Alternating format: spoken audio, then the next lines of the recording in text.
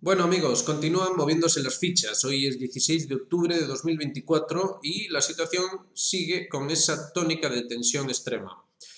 Efectivamente, se confirman los peores pronósticos para los intereses de esa hegemonía anglo-sionista, anglo-estadounidense o como sea que la queramos llamar. Y es que efectivamente, en los BRICS, en la cumbre de los BRICS en Kazán, dentro de una semana, tan pronto como dentro de una semana, se va a discutir la gran cuestión. Rusia ha propuesto cambiar, básicamente, ofrecer una alternativa, más bien, ofrecer una alternativa al dólar, a los sistemas de pago mediante el dólar para los miembros BRICS. Hay una enorme cantidad de solicitudes de países, muchos de ellos clave, para entrar en ese BRICS y entrarían utilizando otra moneda. Pero es que, además, los chinos llevan ya todo este año, y incluso más, deshaciéndose paulatinamente, poco a poco, de sus bonos del Tesoro estadounidense, por supuesto, vinculados de manera estrecha al sostenimiento de ese dólar, de esa estructura de dominio del dólar. Es decir, que si el imperio quiere hacer algo, lo más probable es que lo haga ahora, que lo haga o bien justo antes de esa cumbre de los BRICS, o bien durante esa cumbre de los BRICS, o bien inmediatamente después, y ya con esa vinculación que se está tejiendo y que nos la están contando a tiempo real. Irán, atentados sobre Donald Trump, elecciones en Estados Unidos y el otro elemento que también está siendo entretejido en todo eso. Y ahí pasamos al último artículo que nos ofrece Thierry Mesan. Thierry Mesan nos habla otra vez de Israel. Israel agrede a las Naciones Unidas. A ver, pongamos todo esto en contexto. Tengan en cuenta lo que acabamos de decir sobre ese cambio en la moneda, en la estructura de pagos, en las estructuras de pagos y en el dominio, las capacidades de extorsión mediante la moneda y mediante los mecanismos de pagos, ese cambio, y al mismo tiempo tenemos una situación análoga a a la inmediatamente anterior a la de la Segunda Guerra Mundial, cuando desaparece la Sociedad de las Naciones. La Sociedad de las Naciones es condenada a la irrelevancia. Ya en primer término no había entrado Estados Unidos, que ya era la primera potencia mundial en ese periodo de entreguerras. No tenía la posición geopolítica que iba a adquirir después, pero sí tenía las capacidades industriales, digamos que ese potencial que iba a colocar a ese país a la cabeza del mundo. Entonces esa sociedad de naciones acaba siendo como una cancha donde se va a jugar ese partido entre las potencias que optaban o que buscaban la hegemonía. Básicamente la sociedad de naciones se resquebrajó de ese modo y ahora tenemos que con la ONU está pasando lo mismo.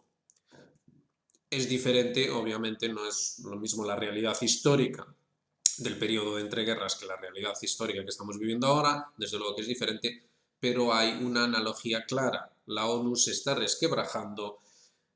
Por un lado tenemos esos BRICS emergentes, por otro lado tenemos los viejos mecanismos de la salida de la Segunda Guerra Mundial, de la salida de ese eurocentrismo fundacional de la ONU. Esto incluso fue, de hecho, denunciado por los propios rusos y otros países. Es decir, es a estas alturas absurdo que en el Consejo de Seguridad de la ONU no haya representantes de otros lugares del mundo y que básicamente todo se reduzca a una consonancia entre esas viejas potencias ahora ya irrelevantes europeas, es Estados Unidos y la contraparte Rusia y China. Es decir, todo se reduce a eso, es decir, que la ONU es ya una cancha donde se juegan sus partidos, pero hay un elemento, y eso es lo que nos destaca Thierry Mesan, hay un elemento que digamos que permite operar desde la sombra, operar desde otro ángulo para condicionar las cuestiones relativas a la ONU y las cuestiones relativas a la implantación de algún tipo de estructura mundial. Ahí lo tienen. Aunque muchos no lo saben, cuando la Asamblea General de la ONU aceptó la adhesión de Israel mediante la resolución 273, el 4 de marzo de 1949, lo hizo solo porque Israel se comprometía a cumplir las obligaciones estipuladas en la Carta de las Naciones Unidas. Sin embargo, el Estado hebreo nunca respetó sus compromisos en ese sentido. Israel se niega a poner en aplicación 229 resoluciones del Consejo de Seguridad de la ONU. Consejo de Seguridad de la ONU.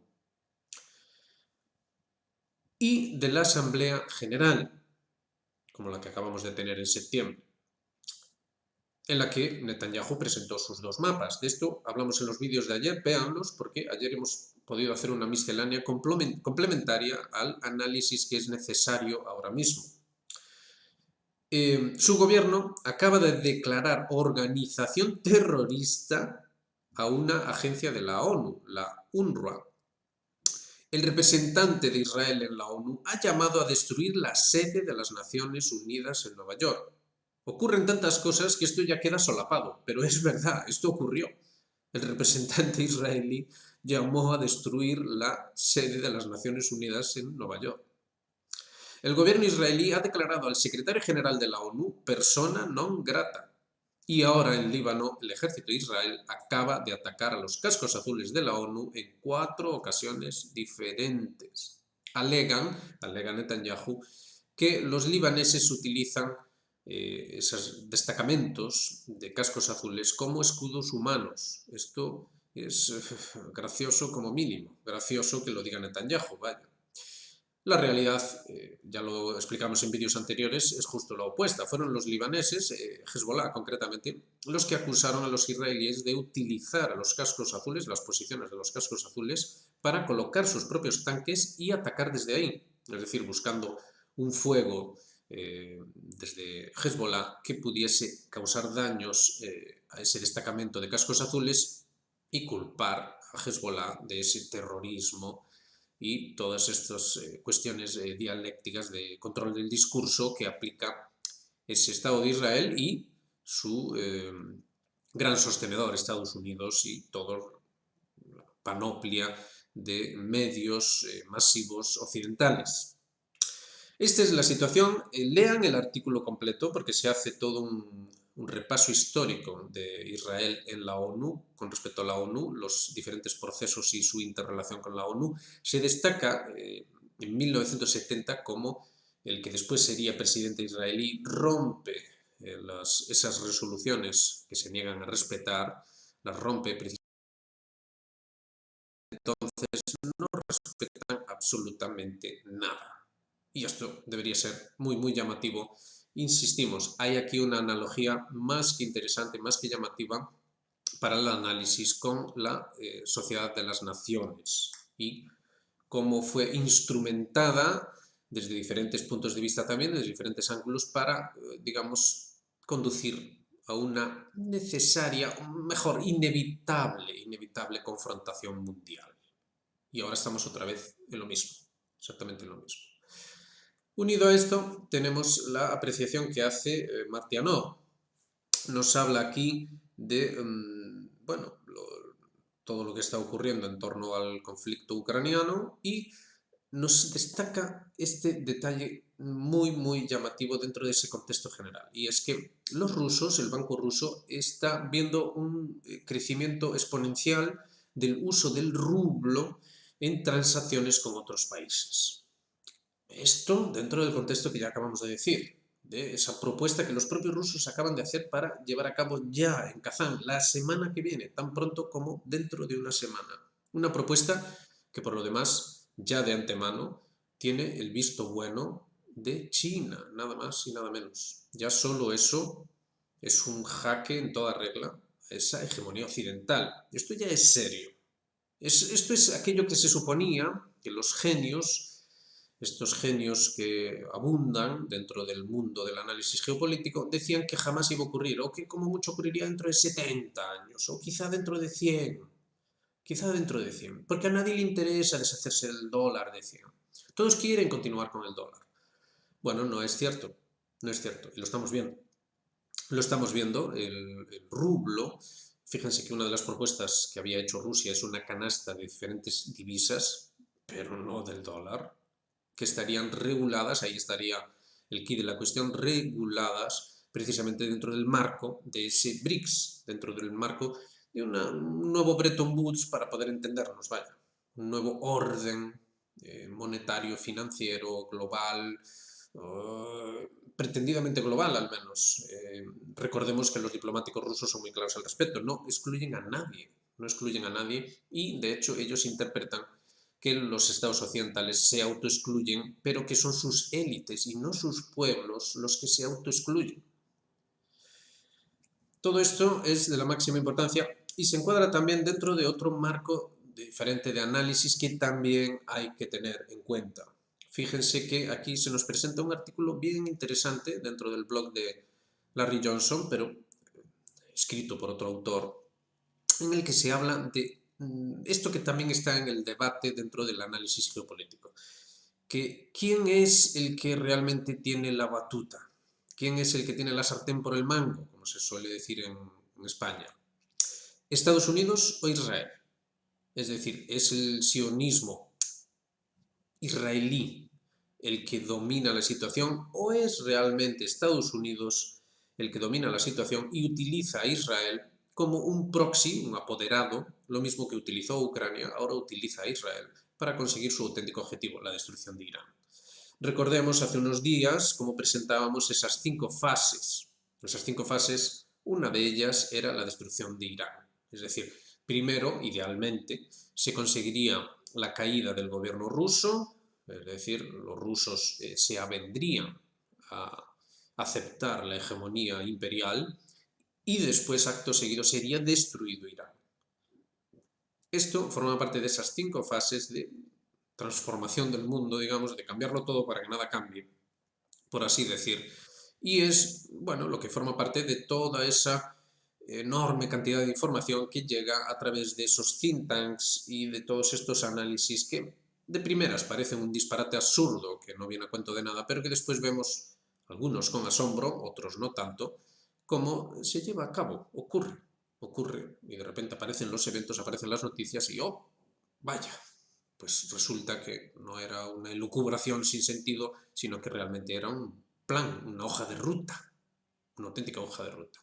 En ese sentido, aquí se nos presenta lo que sería el mainstream media, en los medios alternativos y después los medios alternativos de los medios alternativos. Entonces, digamos que cada uno tendría su posición, pero al final nuestra valoración acerca de este artículo, leanlo si quieren, es un tanto confuso quizá, pero ilustrativo. Nuestra valoración es que realmente no hay una respuesta a quién lleva la batuta dentro de ese análisis. Es decir, no podemos considerar las cosas de forma tan simplista. Obviamente, aquí detrás hay un proyecto de tipo civilizatorio, un proyecto civilizatorio en el cual hay diferentes intereses dentro de cada bando. Es decir, tenemos por un lado el proyecto moderno, el proyecto civilizatorio moderno, dentro del cual hay diferentes facciones, y tenemos también un proyecto alternativo de civilización, que es el que presentan este bloque oriental, llamémosle así, en el cual también hay diferentes facciones, atención. Es decir, no todos quieren ir por una línea dura, por así decir, sino que la cosa es más compleja. Y de hecho está todavía en proceso de acomodarse ese bando. No a nivel de alianza militar, eso está bien claro, pero sí al nivel de proyección de lo que sería el sistema, o el proyecto, mejor dicho, no sistema realmente, sino el proyecto civilizatorio, que además tendría dimensión mundial dentro de esa concepción multipolar, vaya. Es decir, sería para todo el mundo, pero no global. Mientras que los otros sí sería global, pero insistimos, hay diferentes facciones. Por lo demás, esto queda muy muy claro. Es también lógico al mismo tiempo que haya diferentes facciones, puesto que digamos que los principios del proyecto moderno son como muy... les falta concreción, es decir, son demasiado abiertos a interpretación. Y de ahí que entren cosas tan variopintas como esa dicotomía entre esa administración Biden y la administración Trump, o esa otra dicotomía, podríamos decirlo así, entre los entusiastas de la Revolución Francesa, como de hecho Thierry Meyssan es, él mismo lo reconoce abiertamente, o que tiene una posición muy diferente o muy diversa de los entusiastas del proyecto europeo, que son cosas diferentes, aunque estén vinculadas. Así que el análisis es complejo y difícil, pero este artículo en concreto es ilustrativo a la hora de tratar de ver el diferente enfoque y digamos que seguir el núcleo de lo que realmente está ocurriendo y por qué. Así que es obvio que Israel cumple la función de apoderado de Estados Unidos, eso es obvio, algunos incluso lo denominan portaaviones fijo. Eso es indiscutible, no hay forma de discutir esto, pero también es cierto que Israel, ya lo hemos dicho aquí muchas veces, representa algo que dirigiría al propio Estados Unidos. Atención. Es decir, que a cierto nivel sí que es verdad que ese Israel, sobre todo desde el punto de vista contratradicional, pensemos en toda la exhibición pseudo-religiosa que hacen todos los líderes occidentales, precisamente en ese lugar, desde ese punto de vista, digamos que tiene la primacía, por así decirlo. Así que es difícil saber si es antes el huevo o la gallina, por utilizar un símil ad hoc. En fin, lo vamos a dejar ahí. Hoy tenemos un vídeo muy importante que deben ver, una charla con un interesante representante de lo que ha sido el pensamiento alternativo a nivel, además, social, con una gran dimensión social, dentro de España. Así que nos va a permitir también ampliar el enfoque dentro de todo este análisis. Insistimos, vean los vídeos de ayer que van a dar un marco ya conceptual, incluso a nivel geográfico, bueno, con todas las connotaciones, va a dar el marco adecuado para interpretar los eventos que se avecinan, porque atención, porque sin ninguna duda se avecinan grandes eventos en el cortísimo plazo. No hay discusión acerca de eso. Es imposible que no ocurra algo teniendo en cuenta los factores que tenemos encima de la mesa. Las elecciones estadounidenses están a la vuelta de la esquina, la situación tanto en Ucrania como en Israel, en Palestina, en el Líbano, es delicadísima. De hecho, fíjense que los rusos siguen y siguen avanzando. Acerca de la caída de Pokrovsk ya se plantea como catastrófica, incluso en esos medios masivos occidentales. Así que mucha atención a lo que ocurra en lo sucesivo. La cumbre de Kazán empieza en una semana, en menos incluso de una semana. Muchas cosas se cuecen en muy poco tiempo. La tensión, digamos, que se concentra en cuestión de días. Muchas cosas ocurrirán sin ninguna duda. Así que aquí estaremos para contarlas, como hacemos siempre. Así que nada, un gran saludo para todos. Ya saben, hagan me gusta, suscríbanse, activen las notificaciones, háganse miembros de Geopolítica Actual.